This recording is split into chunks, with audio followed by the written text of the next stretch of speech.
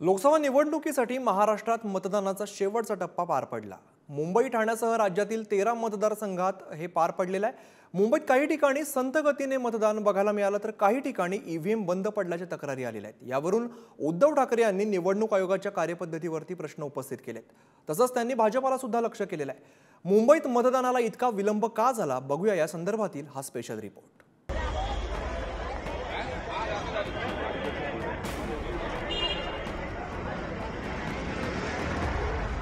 त्यांच्या पराभवाच्या भीतीने निवडणूक आयोगाचा वापर मी मुद्दामून सांगतो की घरगड्यासारखा करतोय। निवडणूक आयोग ही भाजपची चाकरी करते की काय असं म्हणायला त्याच्यात जरूर व्हावे। मुंबई ते मुंब्रा, बोरिवली ते बदलापूर, जिकडे तिकडे मतदान केंद्रावर मतदारांच्या रांगाच रांगा लागल्या होत्या आणि यामागचं कारण होतं संथ गतीनं सुरू असलेलं मतदान। दुपारच्या वेळेतही काही ठिकाणी मतदानासाठी 2-2, 3-3 तास लागत होते। यादीतून नाव गायब होणं, ईव्हीएमचा तांत्रिक घोळ यामुळे गोंधळ उडाला होता। याच पार्श्वभूमीवर उद्धव ठाकरेंनी तातडीनं पत्रकार परिषद घेत थेट सरकारसह निवडणूक आयोगावर गंभीर आरोप केले। पिण्याचं पाणी नाही, काही नाही, तरी देखील मतदार रांगा लावून उभे आहेत आणि हे रांगा लावून उभे असलेले मतदार जेव्हा आतमध्ये जातात तेव्हा त्यांना खूप वेळ लागतोय आणि मला असं वाटतं मोदी सरकार त्यांच्या पराभवाच्या भीतीने निवडणूक आयोगाचा वापर मी मुद्दामून सांगतो की घरगड्यासारखा करतोय। फोन आणूनही जरी सांगितलं असेल तरी आत गेल्यावरती जो विलंब लागतोय तो विलंब हा त्याला क्षमा नाही करता येणार। आणि मला तर आता स्पष्ट असं दिसतंय की हा निवडणूक आयोगाच्या माध्यमातून खेळला जात असलेला अत्यंत नीच घाणेरडा खेळ आहे। निवडणूक आयोग ही भाजपची चाकरी करते की काय असं म्हणायला याच्यात जरूर व्हावे। पराभवाच्या भीतीने पछाडलेले लोक आहेत। मोदी सरकार जे आहे ते पराभवाच्या भीतीने पछाडलेलं आहे। लोकांना करू द्या ना मतदान। तुम्ही आज मला स्वतःला दिवसाला 10 हे आलेत मतदान करा, मतदान म्हणजे आणखीन काय त्यांना बोट दाखवत बसू द्या ना। म्हणजे एवढं करून सुद्धा लोक उत्साहाने उतरलेत, रांगाच्या रांगा लावलेल्या आहेत, पण ते निरुत्साही म्हणजे त्रास होतोय, ऊन आहे। आता तो ऊन उतरलं म्हणून मी यावेळेला ही प्रेस कॉन्फरन्स घेतोय। ऊन उतरलेलं आहे।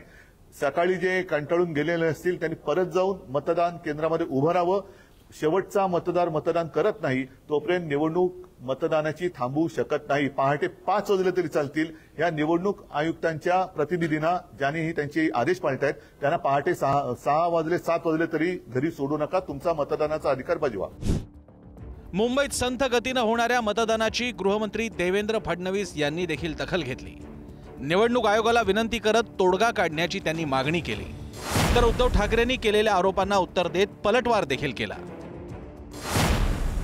मुंबईत संथ गतीनं मतदान होत असल्याची तक्रार सर्वप्रथम आम्हीच आयोगाकडे केली। आता मात्र नेहमीप्रमाणे उद्धव ठाकरे यांनी त्यांचं रडगाणं सुरू केलंय। पराभव समोर स्पष्ट दिसत असताना त्यांनी मोदीजींवर आरोप करायला प्रारंभ केलाय।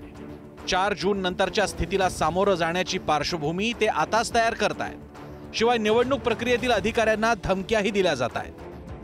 मुंबईतल्या पवईतल्या हिरानंदानी या उच्चभ्रू परिसरात एरवी 15 मिनिटात मतदान करून बाहेर पडतात, पण यंदा ईव्हीएम मशीन बंद राहिल्यानं 3 ते 4 तास नागरिकांचा खोळंबा झाल्याचं पाहायला मिळालं। याबाबत अभिनेते आणि ठाकरे गटाचे नेते आदेश बांदेकरांनी दुपारी 12च्या सुमारास तक्रार केली। जवळपास तासाभरानं ईव्हीएम रिप्लेस केल्याची माहिती निवडणूक आयोगानं दिली। मात्र त्यानंतर संथ गतीनं मतदान सुरू असल्याचं बघायला मिळालं, ज्यामुळे 100 ते 200 नागरिक मतदानासाठी ताटकळत उभे होते। कार्ड कालपासून घेऊन ती सगळीकडे नाचते आहे। आज सकाळी आम्ही 10 वाजल्यापासून 9:30-10 वाजल्यापासून येऊन बसलो होतो। मी सुद्धा माझं क्लिनिक ओपन टाकून माझ्या असिस्टंटकडे आणि मी येऊन बसले होते। काहीही झालेलं नाहीये। आय डोंट नो, हे फर्स्ट टाइम असं होतं हिरानंदानीमध्ये। अदरवाईज आम्हाला कधी प्रॉब्लेम झाला नव्हता। आणि आता जर आतमध्ये विचारायला गेलं तर nobody is there to answer anything. They are just saying की हां आहे चालू, बट लाईन चालू नाहीये। I am in the line standing since 1.5 hour. एक भी मोमेंट नहीं है। And our neighbours who have come here at 8 o'clock in the morning, वो 4 घंटे के बाद भी उनका टर्न नहीं, मूवमेंट ही नहीं है। स्टाफ कम है, अलॉटमेंट कम है। अच्छा, कोई बूथ आप देखिए, बूथ नंबर 59 खाली पड़ा है, वॉक इन है, और 58 मेरा था। लोगों को ये जो परेशानी, अगर आपके पास दूसरी मशीन होती या आपको उसको टेस्ट करने में 1 घंटा नहीं लगता तो शायद 2.5 घंटा लोगों का बच जाता। लेकिन ये लोगों का जुनून है। लोगों का आपको बधाई देनी चाहिए कि लोग आपके लिए वोट करने के लिए 1 बजे तक, जो 8 बजे आए थे वो 1 बजे तक वेट करके वोट करके जा रहे हैं।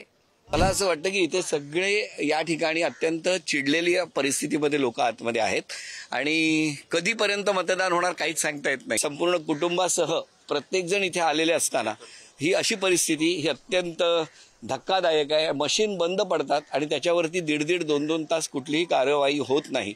हा अत्यंत चिंतेचा विषय आहे। ऊन आहे, उन्हामध्ये बराच वेळ ते लाईन मध्ये उभे असतील आणि त्यामुळे उन्हामुळे थोडंसं डोकं गरम झालेलं असेल आणि ज्या ठिकाणी मतदारांचा आशीर्वाद पाहून मतदारांच्या चेहऱ्यावरून दिलीप मामा आल्यानंतर जे लोक आनंदाने दिलीप मामाकडे पाहून जे आवाज देत होते त्याच्यावरून त्यांचा पारा चढलेला असेल। काही लोकांचा बीपी वाढतो, त्यामुळे वाढला असेल थोडाफार आणि ते वाढणं गरजेचं आहे। लोकांच्या आशीर्वादाने अजून त्यांचा बीपी वाढो। मतदान हा आपला महत्त्वाचा हक्क, अधिकार आहे। त्यामुळे मिळालेल्या या अधिकाराचा वापर प्रत्येक नागरिकानं प्राधान्यानं करावा आणि मतदानाचं कर्तव्य पार पाडावं असं आवाहन निवडणूक आयोग करत असतो। मात्र दुसरीकडे तांत्रिक कारणं, अपुऱ्या सोयी सुविधा यामुळे मतदारांना त्रासाला सामोरं जावं लागतंय। परिणामी मतदानाची टक्केवारी घटणार यात शंका नाही। ही घटलेली टक्केवारी कोणाच्या पथ्यावर पडणार याचं उत्तर मात्र 4 जूनलाच मिळेल। ब्युरो रिपोर्ट, पुढारी न्यूज।